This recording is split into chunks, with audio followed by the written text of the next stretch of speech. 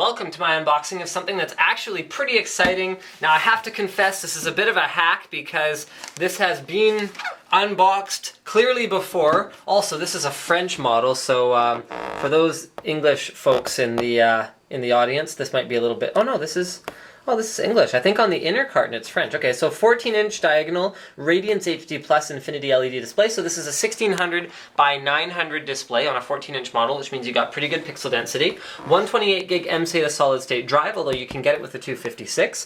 4 gigs of RAM, only one RAM slot, so you're pretty much limited to 4 gigs of RAM, although this is sort of an Ultrabook style form factor. It's not really intended for heavy usage. Wireless LAN Bluetooth, second generation Core i5, dual core processor at 1.6 gigahertz, genuine Windows 7 Home Premium, and let's get this baby opened up. So this is meant to compete directly, or let's not say compete directly, this is meant to capture the customers who want a beautiful premium notebook and just aren't interested in OS 10 because... Or 11? Are we up to 11 now? I don't know. Whatever Apple's OS is, who cares? Because it sucks, right? Although no offense to the Apple users out there, it's just every time I sit down in front of an Apple OS and try to do something, actually, save for iOS, I can handle iOS. I just like horribly break it within a matter of seconds. So here's a little diagram in English and French. This is a bilingual model of all of the stuff. So we're going to save that because that is a pretty handy reference for people who do unboxings. Here is a cool little neoprene case that it comes in to keep it from getting scratched and damaged, although that's less of a factor than you might think because this whole notebook, yes, the entire top, and I'm sorry, see it has fingerprints on it already because it's totally been unboxed before. There we go, we'll just fix that. This whole notebook, top and screen, if I could turn it around the right way, top and screen is done in Gorilla Glass. So that means this is one of the most scratch-resistant notebooks you will pretty much ever encounter. So you can see here we've got an aluminum sort of looking, aluminum sort of looking finish, although it is made of plastic on the main part of the shell down here below. So this again is plastic as well, but it feels very, very solid.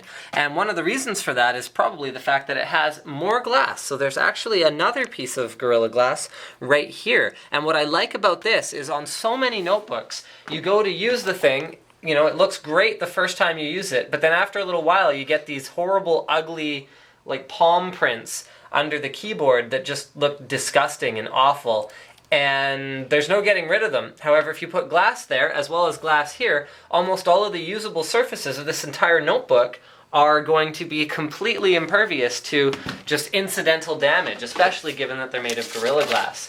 There's also a couple little notes here. Thank you for selecting HP Envy.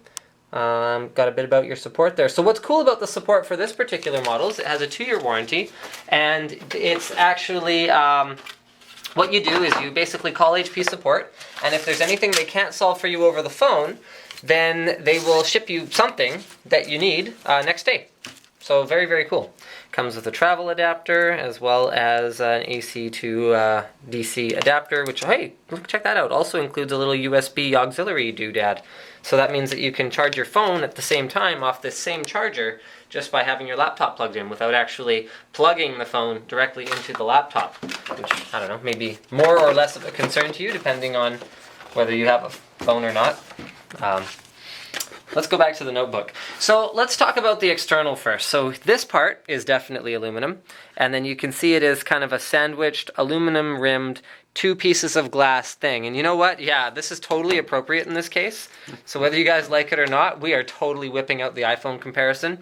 So you can see the screen here is actually about as thick as just the aluminum portion of the iPhone, which is...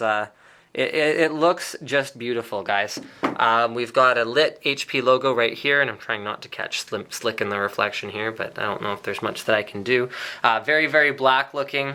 And then on this side, what's cool about the LED backlit 1600 by 900 screen here is that HP has actually gone with a super slim bezel design that allowed them to put a 14-inch display in what would normally be a 13.3-inch notebook form factor. So you get a bigger screen as well as that high pixel density, which means that you can do more on the PC. Now, you do have that additional glare that comes with using a glass screen. Personally, I love having glass in front of a panel. That's my number one choice, followed shortly by matte screens, followed very distantly by shiny plastic screens. I think the glass adds a lot of vibrance, it adds crispness. Personally, I like it. Not everyone does. I think it's fantastic. And if I could upgrade my personal monitor to a glass screen monitor, then I would love to, but I'm waiting for someone to do a beautiful 30-inch glass paneled monitor, which hasn't happened yet. Okay, so here we have a backlit keyboard. As you can see, this is a bilingual layout. However, if you were to buy this in the US, then you would not see the bilingual layout. As far as bilingual layouts go, they haven't butchered it too badly. Sometimes you see bilingual layouts that make it impossible to hit anything, but you know, both your shift keys are somewhat intact. The enter key, I always like seeing the bigger enter key, but there's not a whole lot we can do about it. It's Canadian law and such. And I don't know what this does. I wonder what this does. Okay. You know what? Let's go into some of the other features here. So, CoolSense is kind of neat. What CoolSense does is it's basically a temperature-controlled fan, which isn't rocket science. We've been seeing this on the PC side, on the desktop for a long time. But on a notebook, what's kind of neat about it is that it keeps your palms from getting hot. So that's the way that they've tuned it, is so that as soon as the laptop starts to get hot enough that your palms would get that heat and sweatiness factor going on, it kicks in the fan. So that's kind of neat. It also comes with 2 years of Norton Internet security, so whatever you may or may not think about Norton, it comes with 2 years as opposed to, like, you know, the stupid 30-day trial that insists upon being installed and it takes forever to remove. It also comes with full copies of Adobe Premiere Elements and Adobe Photoshop Elements, which is like a compelling value add, because if you price those pieces of software out, they are not cheap and they are significantly more functional than the ones that are included with Windows. I mean, what, like Paint and Windows Movie Maker? Like, they're not even in the same kind of, yeah, whatever. Okay, moving on. We have Displayport out, HDMI out, Ethernet, check that out. Full-size RJ45, how innovative a solution is that? So they've managed to maintain a slimmer than RJ45 form factor, just using this little hinge right here to allow you to fit in your Ethernet port. We've got, oh, they haven't color-coded their USB 3. Okay, so this guy's USB 3, this guy's USB 2. You can tell from how many pins are inside. Here's a microphone out, SD card reader. On the front, we got a little Beats logo. Yes, this is one of HP's Beats notebooks, and I will explain more about that on the other side. We have a mute button. We have a volume switch. So this is meant to be fine control volume switch. You can see it actually spins an awful lot. Wow, am I still spinning this? Yeah, I'm still spinning it. Huh. Oh, okay. Check it out. There's a little animated thing on the screen. Whee! It spins when I spin the dial. Cool. That's those nice little touches. This is also another audio control button. So what this guy does is you press the button and it comes up with a little, hold on, wait for it. Yes, comes up with a little, you know, thing that you could also access if you right-clicked and went to playback devices and recording devices down in the system tray. But here it is, all in one nice little sort of menu for you. We've also got our power in over here. And that pretty much does it. I mean, you don't get a ton of I/O on these super slim notebooks. Here we have our ventilation at the back, as well as 4 rubber feet for the whole thing to sit on. The battery is big, so this is to release the battery, and we're not going to release the battery since we're running off battery right now, but we've also got speakers here at the front. That's pretty much it.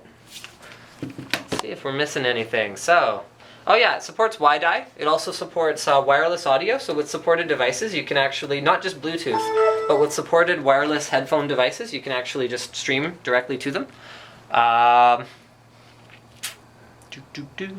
Full-size ports, thin bezel, backlit keyboard. Oh yeah, the keyboard detects your presence. So I haven't actually tested this, but in theory, when you go away from it for a while and then you walk up to it, the backlight actually turns on. So that's just sort of one of those things that's kind of neat. Ah yes, the robust hinge. So the difference between cheap notebooks, I mean, I know we went over sort of the speeds and everything of this notebooks very briefly. However, that's not necessarily all there is to it. Build quality is huge. So not all notebooks, you can take the hinge and go like this and not worry about something bad happening. So between the SSD inside and the robust design of the hinge, HP was very comfortable with me doing this demo on this notebook because build quality does mean something. So the glass screen, the robust hinge, the keyboard that has almost no flex to it whatsoever. That's one of the marks of the build quality of a notebook. Walk up to it in the store and go like this, go like this, go like this on the keyboard and see how much flex there is to it. If there's a lot of flex, I guarantee you it's a cheap plastic shell versus being a higher quality shell. I think that pretty much covers it. Don't forget to subscribe to Linus Tech Tips for more unboxings, reviews, and other computer videos. And I hope you guys have enjoyed this one about the Beats and the Spectre. Now, there is a Spectre XT, which is a lower end model. If you're buying a Spectre, I would definitely recommend going with this one because it comes with the scratch resistant Gorilla Glass, as well as just being generally a very, very sleek looking little notebook. Slick wanted to show the battery, and that was a good idea actually. So we just trigger these, take this off, and here's the battery. So HP quotes a 9-hour battery life on this model, if I recall correctly. And you can see why, because on the internals here, look at this. See how the battery goes all the way down to the bottom? Almost half of the internals of this whole notebook are the battery. So that's what keeps that Intel dual core running for such an extended period of time, in spite of the very, very slim form factor.